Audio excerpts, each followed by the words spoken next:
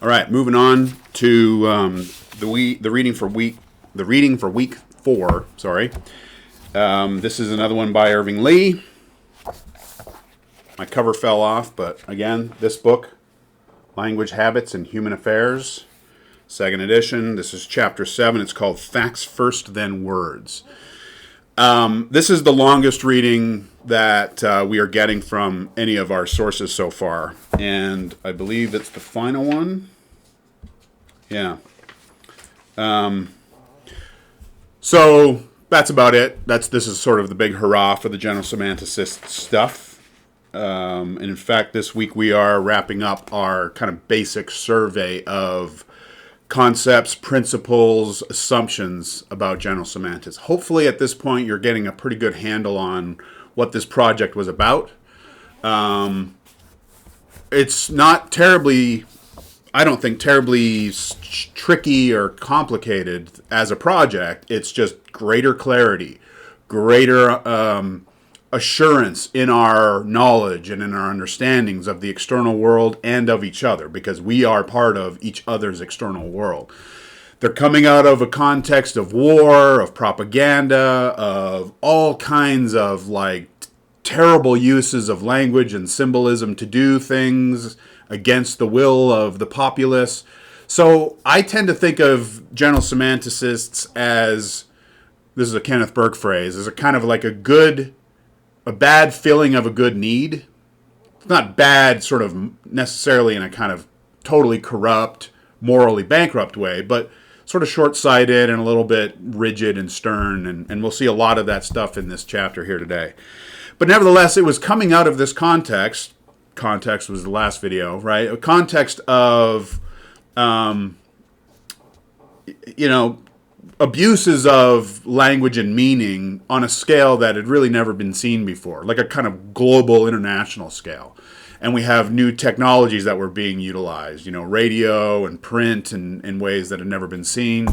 And so propaganda and mass disinformation were being kind of rolled out for the first time in a major way. And so this is, the response, really, which was like, whoa, we need to be much, much, much more diligent, that word again, about how it is that we interpret reality and how it is that we understand reality and how it is that we communicate and convey our ideas about all that in this very powerful medium of language, right?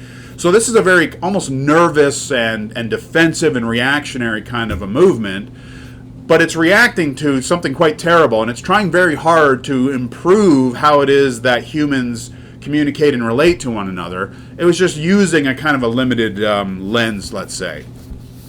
Now, this, as I said, this is the longest reading that we've got, but it's not really doing much that's wildly new and different, all right? So if you've watched the last video that I put together on Hayakawa and context and the stuff on extensionality and intentionality and connotation and denotation, context, right? All that stuff is still present here. He's not really building on that too much. This is more of a kind of like getting serious about the serious work of general semantics, right? And the basic gist of this chapter is just in the title, facts first, then words, right? So the theme that runs throughout every page here is we must, as citizens, as users of language, as members of the social order, we have a kind of responsibility to, as much as possible, only be kind of using language in a way that's denotative, again, that's sort of literal in its direct relationship to the external world, right? We need to try as much as possible to not succumb to that abstracting ladder, that hierarchy of abstraction that we talked about with Bessie the cow. We must try very hard not to infer when it's possible to verify factually. We must try very hard not to succumb to our own sort of subjective biases and interpretive reactions just because they're familiar and automatic, right? So always strive in our daily life, in our moment-to-moment daily life, to be extensional, to be sort of fact-driven, to be data-driven, to be verifying, to be confirming, checking, observing, testing, right? If someone says something and you don't have immediate proof of it, you want to kind of asterisk, you want to flag that statement so that you can come back later and verify and confirm. This is a very laborious process, right? And it makes, perfect sense that this is not something that we have learned to do. Even if teachers at the elementary school level and junior high school level are trying very hard to get students to do this, as humans, we do not seem inclined to want to do this labor in the service of accuracy, transparency, perfect knowledge, perfect information, which is, kind of a pipe dream anyway. But these guys want to go as hard and as far as possible in that direction. So, facts first, then first. Let's get our facts right. I got a little hiccup there. Hopefully you heard that. Let's get our facts right first. Let's get our objective knowledge accurate. And then let's package our ideas in language very carefully, very strictly, very denotatively, so on and so on, so that we can avoid all of these problems. And that's kind of the gist of the chapter. But I have a number of notes. Again, don't forget the prompts, the reading prompts that help sort of guide you through the readings. And we even get 5 problems with when we don't go in the direction of facts first, but go in the direction of words. So again, the second paragraph on the first page, page 117, we talked about this with Hayakawa in context. The serious men of general semanticism are all about developing better habits. Right? Better habits of interpretation, better habits of speaking, better habits of thinking. So he says, second paragraph, a direct attack on our disordered modes of response, that's our intentional responses. Those are disordered because they're just inside us. They're just emotional, right?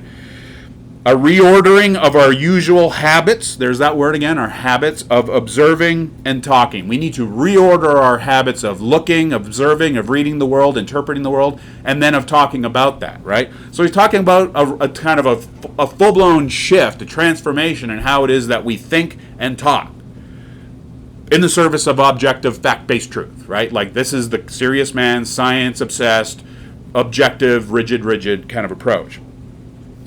And there's lots of children versus adults kind of language here, right? It's like if you are someone who tends to think in that intentional mode with an S, intentional with an S, if you're someone who reacts to the world through your own kind of subjective, connotative, associative feelings about things, then you're more like a child, right? And so the bad examples of how we use language are often drawn out in the example of children because it's sort of easy to laugh at kids and the more we get good, the more we do what the general semanticists are talking about, the more we become adults and serious men. So there is this, again, paternalistic, serious dad kind of quality to this program.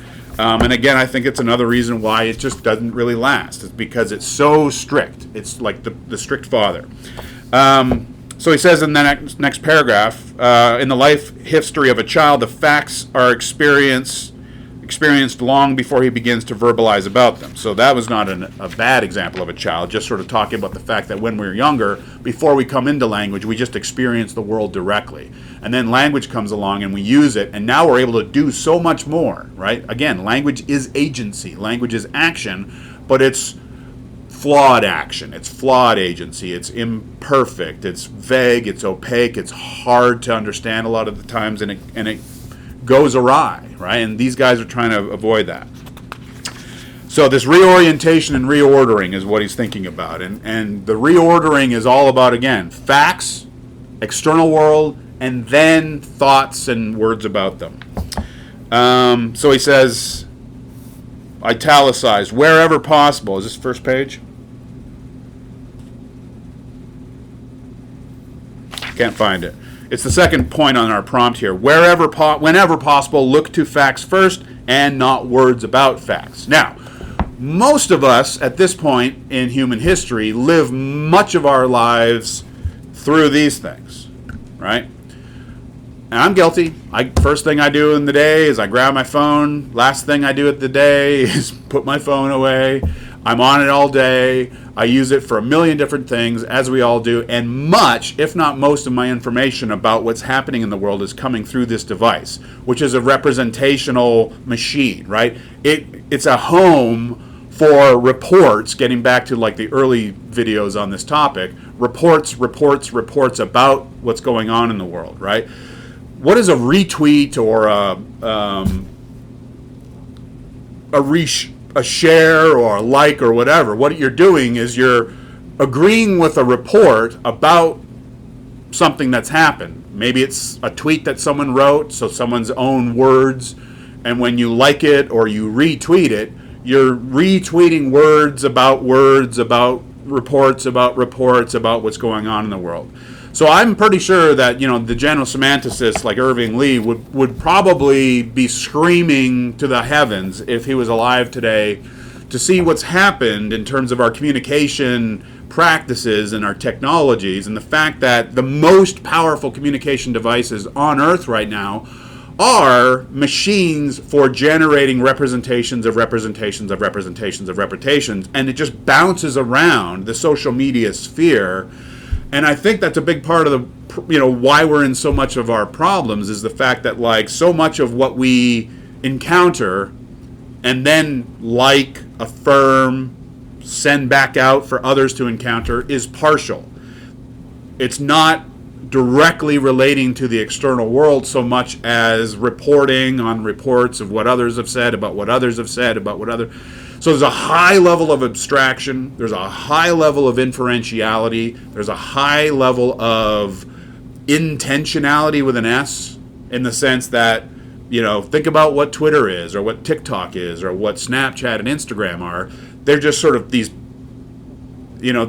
virtual spaces where ideas ping pong around in this virtual space itself, right? And so it kind of feeds on itself. I would think that the general semanticist guys would be like truly horrified and mortified to know that so much of what we react to and so much of our knowledge and meaning and information is actually just coming through reports, right?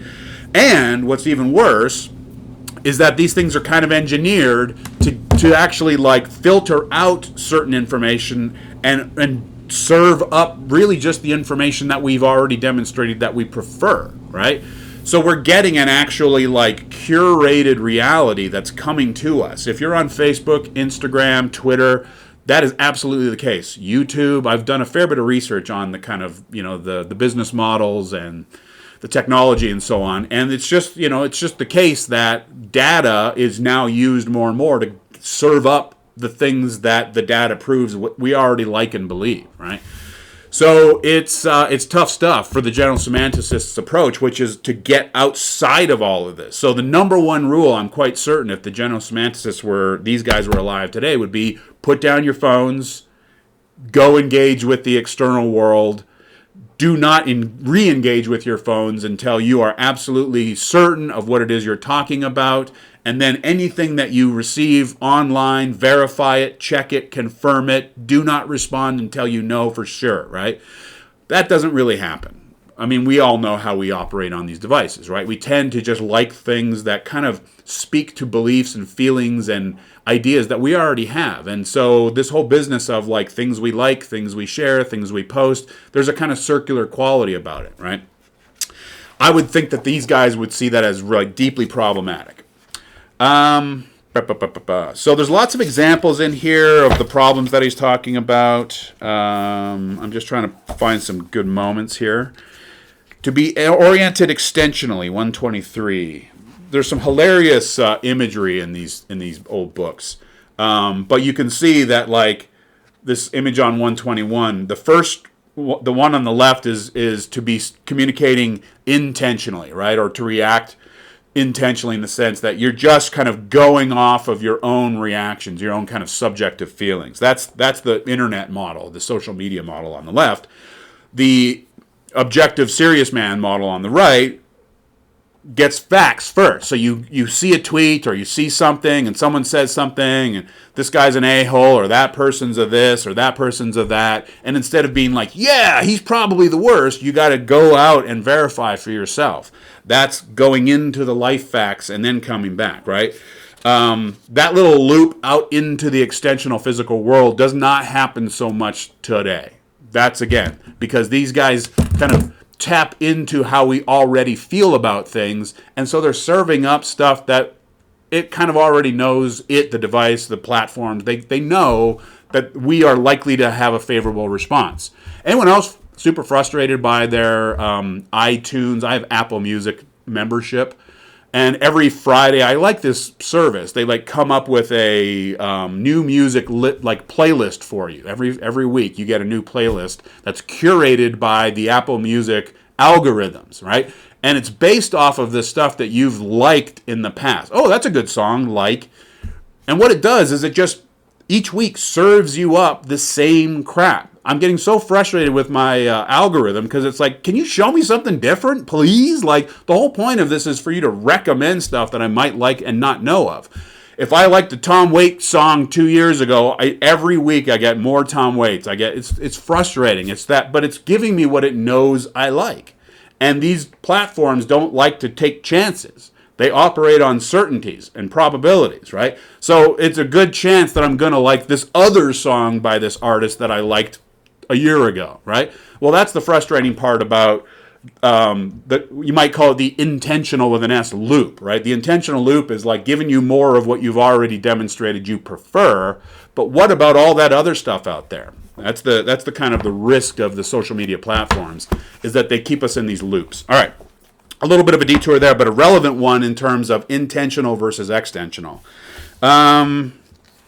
So become extensionalized. That is the goal of the chapter. That is the goal of the GS project. Become extensionalized. Get out of the sheerly linguistic, sheerly representational, sheerly just kind of verbal loop of reports on reports on reports, because you'll end up getting exactly what you want. But is it true? Is it actually reflective of things that are actually happening out there? This is where I tend to be pretty critical of the general semanticists. But at this point, today, living today, how we live, I think this is a really important point. We do need to get more extensional. We do need to get more in the kind of routine of like confirming and verifying and actually like, I don't know, even if it's a matter of checking 2 or 3 other sources before we repost something or circulate something.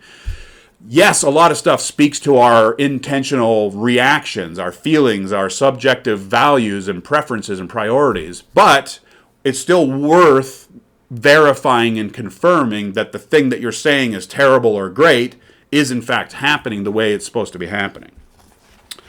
So that's a good thing we can all take away. All right, so the 5 errors of intention. This kicks in around 126. What's discovery and verification, 123. The very top there, the first paragraph. Notice the way that he describes Korzybski's description here. In these words, Korzybski being the founder of general semantics, so it's sort of like the God figure. Korzybski crisply epitomizes. The word crisp is serious man understandings of language. Crisply epitomized, right? Korzybski said it so perfectly that it just, it's succinct and it's crisp and it epitomizes the thing we're talking about here. That's this idea that language can be better and worse. It can be much cleaner and crisper, and it can perfectly epitomize the thing we're talking about, or it can be muddle-headed and delusional and confused. So it's perfect that the way that he's talking about the founder of general semanticists is to be crisply epitomizing the thing that we're talking about here. To be the next paragraph. To be oriented extensionally is to put great store in the methods of discovery and verification. Super important. Well, I wonder. Let's see. Next paragraph. That's the kind of the attitude. So there's a goofy little image of this process on page 125. Life facts is the external reality. It's about question, question, question. Just like little kids, right? Like, why is it like this? Why is it like that? Are you sure? Are you sure? How do you know? Question, question, question. They want us to be like little kids, just constantly asking questions because they're not sure yet, right? Check it against the life world. Making your inferences based on the questions you're asking, but always checking and verifying. Check and verify. Infer, check, verify, check, verify. And then you get to use your language once you've gotten to a place of assurance, right? That's the process.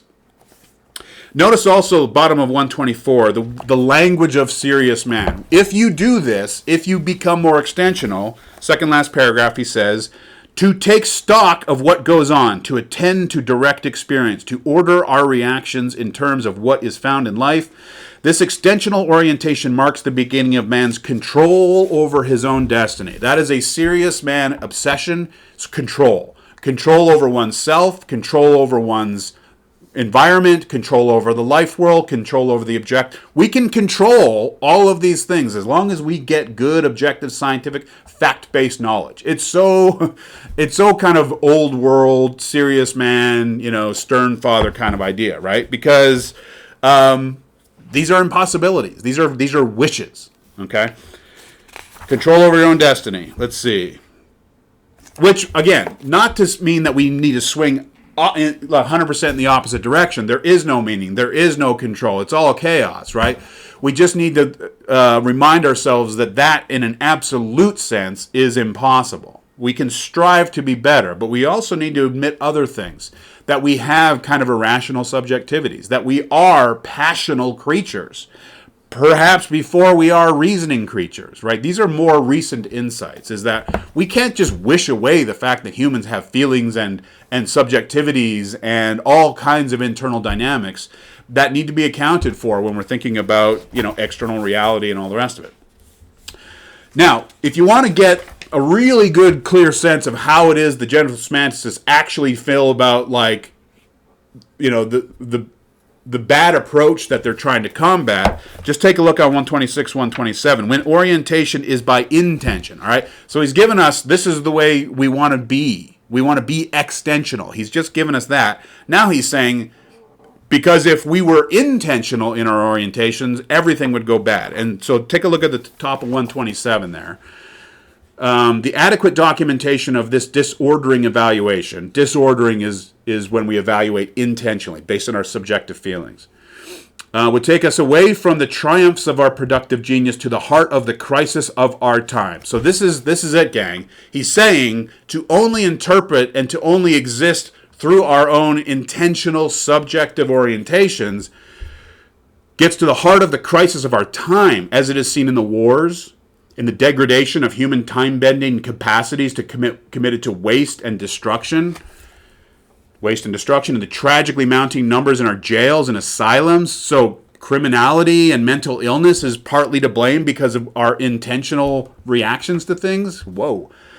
And the need for more and more police control. So criminality is because we're not being properly interpretive and diligent in how it is we talk. And the persistence of superstition, bigotry, and obscurantism, in the continuing refusal to use what we already know for the preservation and release of human creativeness and happiness. Wow! All right. So basically, every problem in life is because we are not being properly objective and serious in how it is that we interpret external reality and use our language accordingly. Because we are too indulgent with our subjective orientations, we have wars, we have asylums, we have crime, we have bigotry and superstition. Wow. Now, some of these things are partly to blame on a lack of verification and a lack of clarity. But they're lumping a lot in with, if we fail to be properly objective, all of these things will continue to happen, and it will be our fault because we have not... Oh, my goodness. I just got a pop-up. Norm Macdonald just died of cancer. Oh, he's like one of my favorite Canadian comedians. Oh, my goodness. I didn't know that. That's sad. Brilliant comedian. Very dry. Ugh. He wasn't that old. That's sad. All right. So we get into this 5 errors of what happens when we don't put facts before words, right? And so they start on 130. When the response is to words as if they were something more, as if they need not be considered as forms of representation, right? So thinking about words as reality is a problem. Number 2, lots of examples. Number 2, where is number 2? I missed it. Oh, yeah. Oh, that is number 2. Sorry. Number 1 is back on 127. Number 1 is when people pay more attention to what is said about things than to what they are called than to the facts themselves, right? So these are just different kind of ways of perverting this one rule. Facts first, then words. Number 3, when men, though exposed to life facts, do not abide by them. There's a kind of weakness or a kind of almost like a cowardliness. It's like we know what the facts are, but we just refuse to do what's necessary. He says some nasty things on the top of 136. Those who take refuge in private dream worlds. The man who believes he is forever conspired against by waiting enemies. Those who suffer from delusions of grandeur. On and on and on. They need to get clear. They need to get factual. They're laboring under these false understandings of reality. Number 4, page 137. When men indulge in verbal proofs instead of giving life to facts, so playing tricks with language games instead of just going and verifying what's true out there and objectively. He has some not nice things to say about rhetoric on 138. Audiences are likely to applaud fervor in delivery, sharp turns of phrase, and pleasant diversions, and pay closer attention to devices which render an opponent's argument ridiculous and make him the butt of the jokes. Now, he says rhetoric itself is not all bad and wrong, but it takes us in that direction of subjective, intentional orientations that we want to be very careful of. So rhetoric is dangerous, right? And on and on and on. Intentions on purpose, not some very nice things there.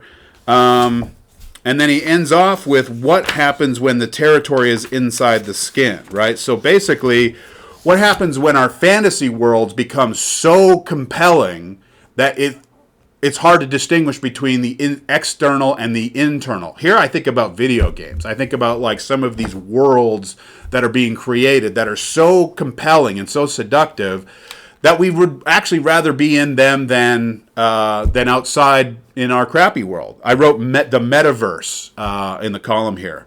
This is what's next for the Zuckerberg crowd, is the metaverse, where we end up spending the bulk of our actual lives in the internet or surrounded by the internet and devices that plug us in constantly, sort of like Ready Player One.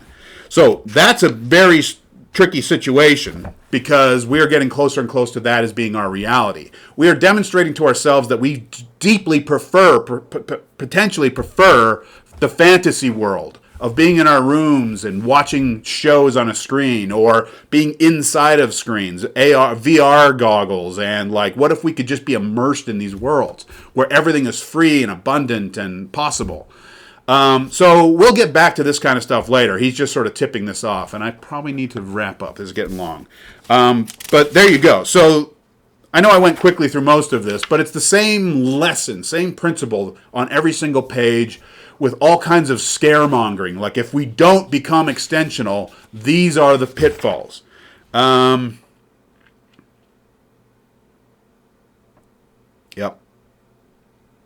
Right. Yeah, I don't know. Let's see. That's the basic attitude on 148.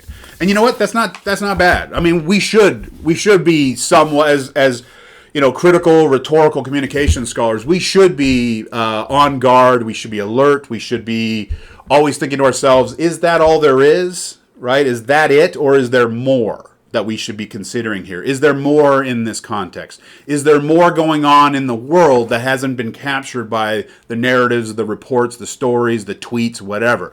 So I want us to hold on to the spirit of this idea of confirm, verify, be factual, right? Because we don't want to succumb to falsehoods. We don't want to succumb to wild errors in the way things are actually happening out there, right?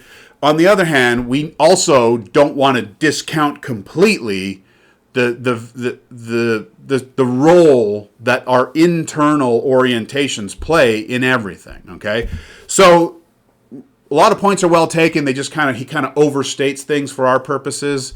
By all means, let's see. By all means, let's verify. But let's not get lost in this fantasy that we can turn every sort of statement into some kind of scientifically verifiable, empirically measurable kind of phenomenon, and that language's like main and only task is to be objectively instrumental and to be neutrally reflective of the kind of perfect way that things are, right? So yes, by all means, let's be better, right? Let's try harder to not succumb to just reports of reports of reports. Hopefully coming out of classes in communication studies and rhetoric and analysis and understanding how messy and complicated language and communication is. Hopefully these are lessons that we would get anyway, that we need to be careful, that we need to be sort of thinking about broader context. We need to think about history, what came before, confirming, right? These are important ways of checking the veracity of our statements and our ideas. And so, yeah, absolutely. But let's not fool ourselves to think that there's a perfect scientific objective place that we can get to where all problems are solved and all errors are cleansed because we are being better and more habitual in how it is that we think and talk. All right. So hopefully that makes some sense in terms of the kind of the good and the not so good part of the general semantics approach here. I might put together one more video based on your guys' feedback, just trying to summarize. You know, we have more coming up here, but in terms of the general semantics kind of overall, I might put one more video together just to kind of tie it all together. Otherwise, I hope it's all going well. Please, of course, reach out if you have any questions or struggles, and we will address them. So, take care, gang.